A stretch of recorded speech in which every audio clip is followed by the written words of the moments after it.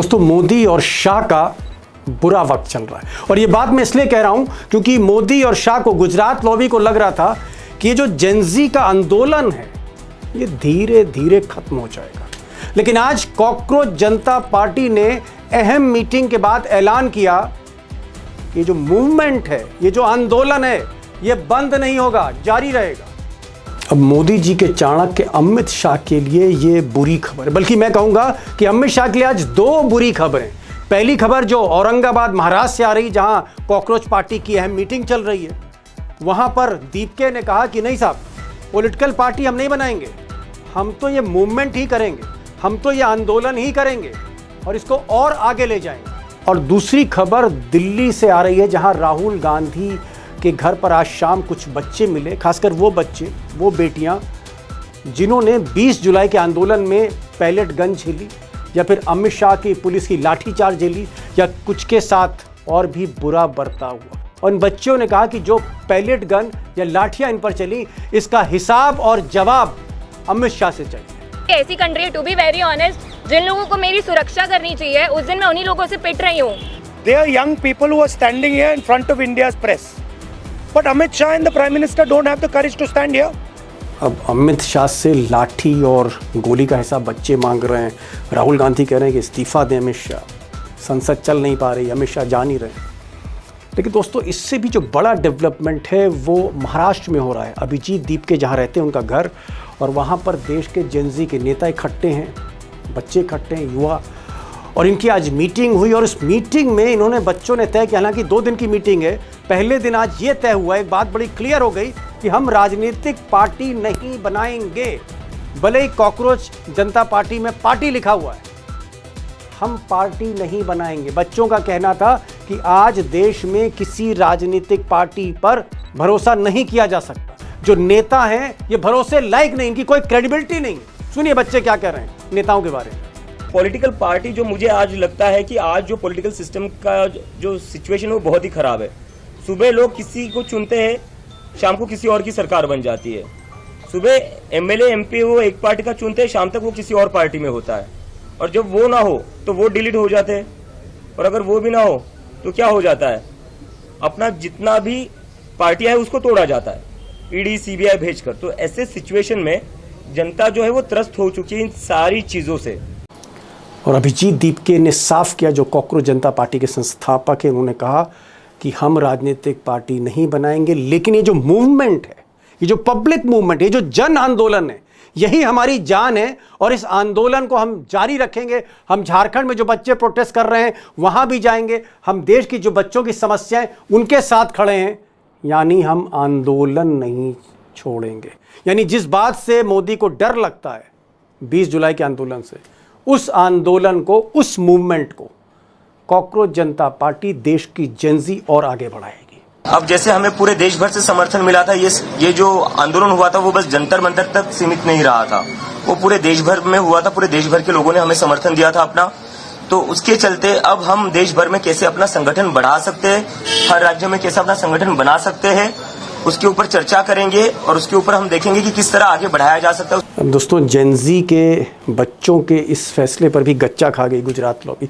गच्चा इसलिए खा गई गुजरात लॉबी, मोदी शाह इसलिए गच्चा खा गए क्योंकि खबरें आ रही हैं कि देवेंद्र फडणवीस और एकनाथ शिंदे, महाराष्ट्र के चीफ मिनिस्टर और डिप्टी सीएम, इन दोनों से अमित शाह ने बैठक की थी काफ़ी दिन पहले, और उस बैठक में ये कहा गया था कि किसी तरह से इन बच्चों को मनाओ, दीपके को मनाओ, क्योंकि दीपके महाराष्ट्र में ही रहते हैं। और फिर बीजेपी की तरफ से अप्रोच किया गया, शिंदे की तरफ से अप्रोच किया गया दीपके को, और ये भी कहा गया कि आप बीजेपी में ही आ जाओ, आपके लिए अच्छा रहेगा, या फिर आप अपनी पार्टी ही बना लो। तो मोदी शाह चाहते थे कि अगर कॉकरोच ये पार्टी बन जाए, पॉलिटिकल पार्टी बन जाए आम आदमी पार्टी की तरह, और ये चुनाव मैदान में उतरे, तो हमारा रास्ता आसान हो जाएगा। लेकिन बच्चों ने कहा कि नहीं, हम पॉलिटिकल पार्टी नहीं बनाएंगे, हम तो आंदोलन ही करेंगे, वो आंदोलन जिससे मोदी का जी घबराता है।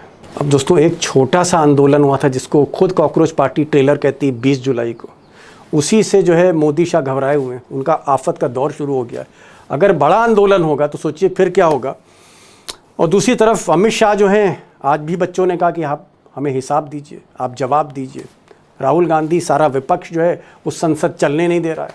इस्तीफा मांग रहा है। सवाल इस बात का है कि अगर आंदोलन फिर से होता है या रणनीति बनती है, छात्र फिर से अलग अलग मुद्दों पर फिर से सड़कों पर आते हैं, तो क्या मिस्टर मोदी और शाह की मुसीबतें और बढ़ेंगी? और सबसे बड़ी बात कि जो शाह का इस्तीफा है ये होकर रहेगा। अब यही सवाल मैंने प्रोफेसर अखिल स्वामी से किया, जो इस मूवमेंट को बहुत करीब से देख रहे हैं। अभिषेक से भी यही चीज़ पूछी है कि क्या वाकई गुजरात लॉबी फंसती चली जा रही है और ये एक टकराव सा हो रहा है, जहां एक तरफ अमित शाह मोदी खड़े हैं और दूसरी तरफ देश का जेनजी खड़ा है, वो जेनजी जो झुकता नहीं है, झुकाना जानता है। प्रोफेसर साहब, आज कॉकरोच जनता पार्टी ने कहा कि भाई ये पार्टी शब्द हमारा ज़रूर है, लेकिन हम पार्टी बनाने नहीं जा रहे हैं। हमारा मकसद सिर्फ और सिर्फ आंदोलन है, छात्रों और बच्चों की बात को सामने लाना है, सड़कों पर लाना है। तो आपको क्या लग रहा है कि कहीं ना कहीं जो सरकार चाह रही थी कि पार्टी बना ले, भाई मोदी शाह तो चाह रहे थे, और मुझे तो ये भी कहा गया कि देवेंद्र फडणवीस के कुछ दूत पहुंचे थे, एकनाथ शिंदे के लोगों ने भी संपर्क किया था कि भाई या तो बीजेपी में आ जाओ और या हमारी मदद चाहिए तो पार्टी बना लो। पार्टी तो बन नहीं रही है, और जिस बात से मोदी और शाह को डर है कि दोबारा आंदोलन ना हो जाए, आज उसी आंदोलन की बात हो गई है। तो आपको क्या लग रहा है कि ये जो फैसला है, बच्चों का फैसला कि हम पार्टी नहीं बनाएंगे, हम आंदोलन करेंगे, इसको आप कैसे देखते हैं? ये कितना बड़ा खतरा है, कितना बड़ा चैलेंज है मोदी की गद्दी के लिए? देखिए दीपक जी, ये मेरे ख्याल से मेरा भी असेसमेंट है और ज्यादातर लोगों का असेसमेंट है। आज की तारीख में देश की राजनीति बाइपोलर हो गई है, या तो आप मोदी जी के साथ हैं या मोदी जी के अगेंस्ट हैं। ये पक्की बात है कि मोदी जी के साथ जो लोग हैं करीब 35% थे, 4-5% की उसमें गिरावट आ चुकी है। लेकिन अगर मोदी विरोधी आपस में डिवाइड हुए और बंटे तो मोदी जी के जीतने की संभावना है। आज के तारीख में जो भी थर्ड फोर्स बनने की कोशिश कर रहा है, चाहे बहन मायावती हो, चाहे आम आदमी पार्टी हो जो पहले इंडिया गठबंधन में थी अब नहीं है, या ओवैसी साहब हो, जो भी बाइपोलर पॉलिटिक्स से बाहर निकलने का प्रयास करेगा, शायद ये बच्चे समझ गए हैं, बच्चों पे भी युवाओं का दबाव होगा कि आप एक नई पॉलिटिकल पार्टी बना के एंटी बीजेपी वोट को डिवाइड करके अमित शाह साहब को दोबारा गृहमंत्री न बना दे, मोदी जी को प्रधानमंत्री न बना देंगे, फिर लाठियों से पीटे जाए। इसलिए उन्होंने एक सही निर्णय लिया, जो राजनीतिक परिवेश में अच्छा निर्णय।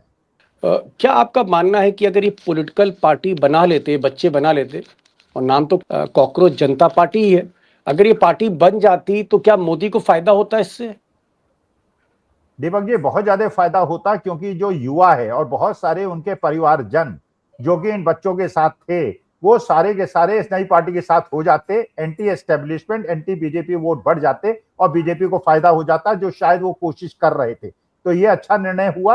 आज के तारीख में जो भी दमनकारी नीति के खिलाफ है उसको एक साथ होकर लड़ना पड़ेगा, और ऐसी फोर्स भी होनी चाहिए जो आंदोलन करे, चाहे वो आंदोलन तमिलनाडु में करना पड़े, चाहे कर्नाटका में करना पड़े, चाहे झारखंड में करना पड़े। आंदोलन होना चाहिए, जनता की समस्याओं का समाधान होना चाहिए, शिक्षा व्यवस्था सुधरनी चाहिए, चिकित्सा व्यवस्था सुधरनी चाहिए और बच्चों को नौकरी मिलनी चाहिए। अभिषेक, आपके तो तमाम साथी हैं कॉकरोच जनता पार्टी में, और आपको अंदर की खबरें भी मिलती हैं।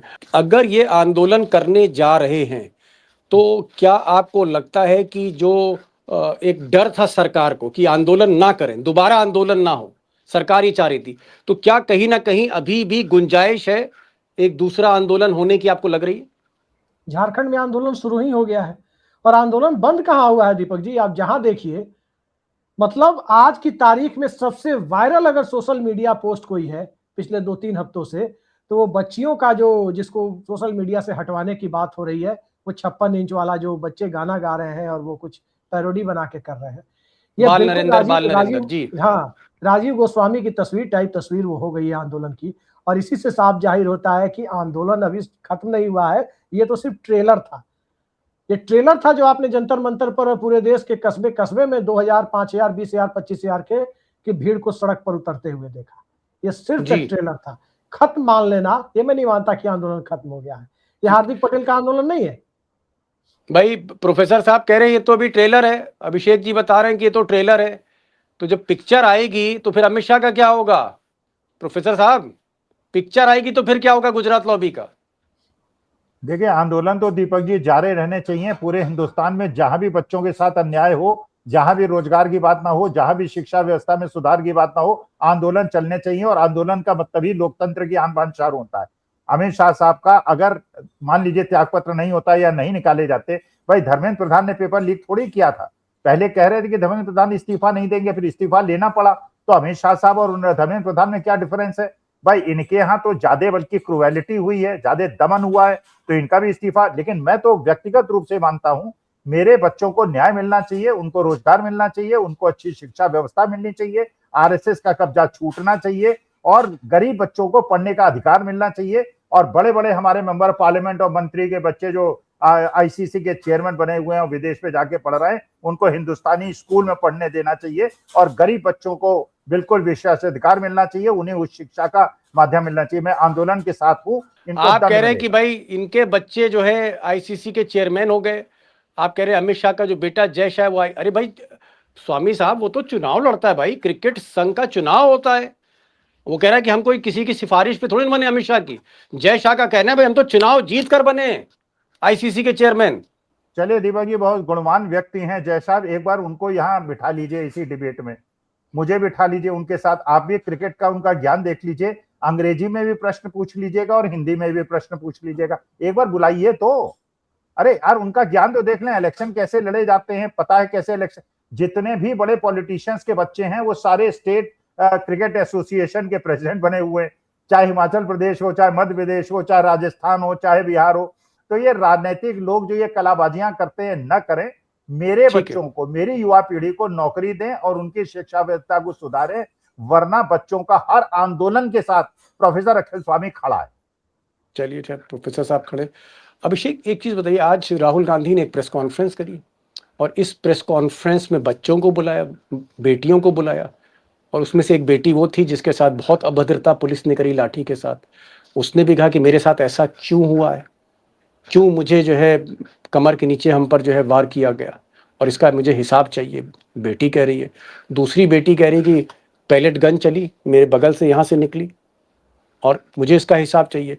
अब ये बच्चे जो हैं कह रहे हैं कि साहब अमित शाह जवाब दें इसका।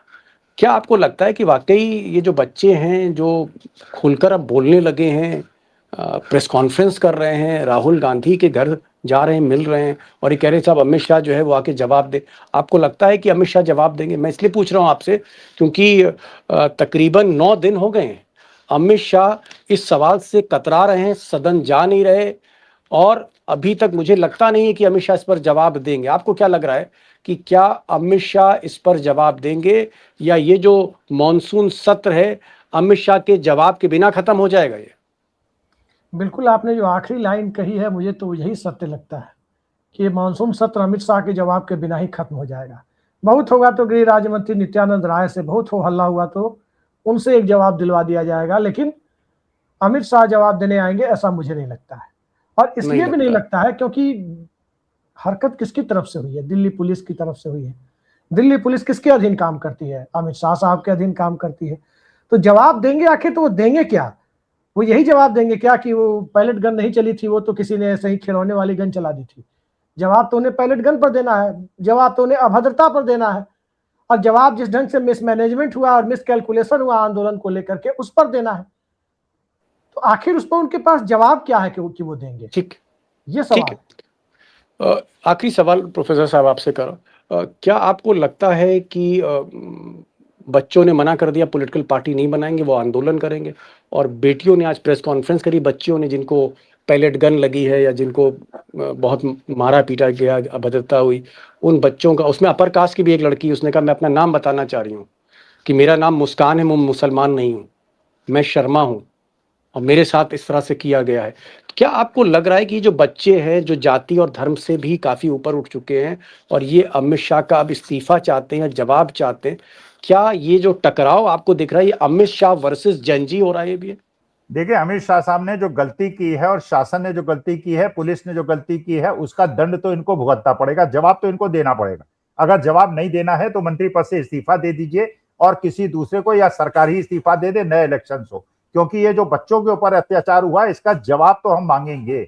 और ये नहीं होगा कि 10 दिन के बाद अभी जवाब चाहिए, अभी चाहिए। और इन बच्चियों के साथ, बेटियों के साथ जो हुआ है, जो राहुल गांधी के साथ प्रेस कॉन्फ्रेंस में आई थी, हम पूरे देशवासी, हम बुजुर्ग लोग उनके साथ खड़े हैं, उनकी आवाज से आवाज मिलाते हैं। अमित शाह साहब या तो इस्तीफा दीजिए या जवाब दीजिए। 10 सेकंड है, 10 सेकंड बल्कि 20 सेकंड मैं आपको दे रहा हूँ। आखिरी सवाल है, क्या आपको अभिषेक लगता है कि अमित शाह कहीं ना कहीं फंस गए, इस्तीफा देना पड़ेगा और या फिर माफी मांग ले? मुझे लगता है कि इस पूरे मुद्दे ने अमित शाह को सरकार के गले की हड्डी बना दिया है, नरेंद्र मोदी के गले की हड्डी बन गया है, क्योंकि उनकी जो उपयोगिता है उससे नरेंद्र मोदी उन्हें कैबिनेट से न तो हटा सकते हैं, और जो हालात पैदा हो गए हैं उन्हें बना के कैसे रखें, ये सवाल अब ज्यादा बड़ा सवाल समझ हो गया गया। है। सरकार बनाने वाले, सरकार बचाने वाले क्राइसिस मैनेजर अमित शाह, जो मोदी के क्राइसिस मैनेजर हैं, क्राइसिस मैनेजर आज खुद क्राइसिस बन गए हैं। दीपक जी, मैच जिताने वाला प्लेयर मैच फिक्सिंग में फंस जाए तो क्या होगा? सही कह रहे हैं आप, मैच जिताने वाला प्लेयर फिक्सिंग में फंस गया है। क्राइसिस मैनेजर ही मोदी की सबसे बड़ी क्राइसिस बन गए। अब शाह इस्तीफा देते हैं, नहीं देते हैं, माफी मांगते, मुझे नहीं मालूम, लेकिन एक चीज क्लियर है कि जेनजी वर्सेस अमित शाह है और इसमें सरकार उलझती फंसती चली जा रही है। बहुत बहुत शुक्रिया प्रोफेसर साहब, आप आए इस प्रोग्राम में। अभिषेक, आपका बहुत बहुत शुक्रिया कि हमें ताजी इनपुट आपने दी, सीजीपी के अंदर क्या हो रहा है, आगे क्या होने जा रहा है। Thank you so much both of you for joining this programme.